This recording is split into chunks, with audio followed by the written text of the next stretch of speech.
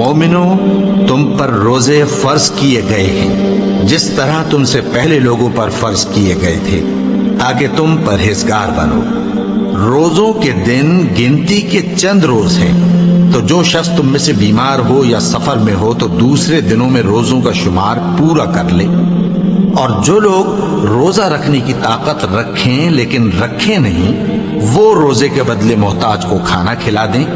اور جو کوئی اپنی مرضی سے زیادہ نیکی کرے تو اس کے حق میں زیادہ اچھا ہے، اور اگر سمجھو تو روزہ رکھنا ہی تمہارے حق میں بہتر ہے۔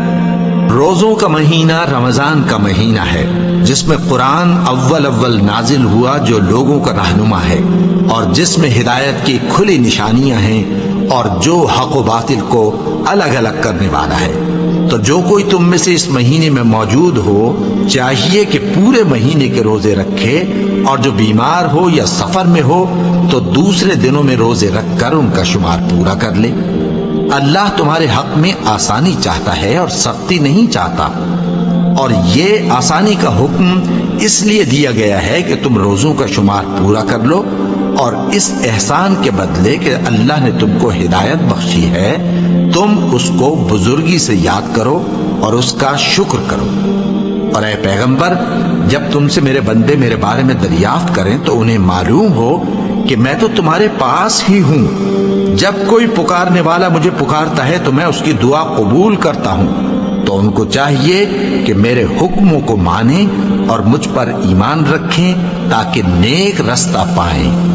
روزوں کی راتوں میں تمہارے لیے اپنی عورتوں کے پاس جانا جائز کر دیا گیا ہے۔ وہ تمہاری پوشاک ہیں اور تم ان کی پوشاک ہو۔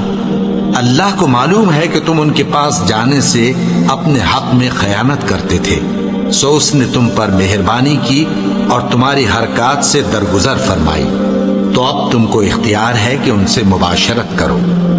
اور اللہ نے جو چیز تمہارے لیے لکھ رکھی ہے یعنی اولاد، اس کو اللہ سے طلب کرو اور کھاؤ اور پیو، یہاں تک کہ صبح کی سفید دھاری رات کی سیاہ دھاری سے الگ نظر آنے لگے۔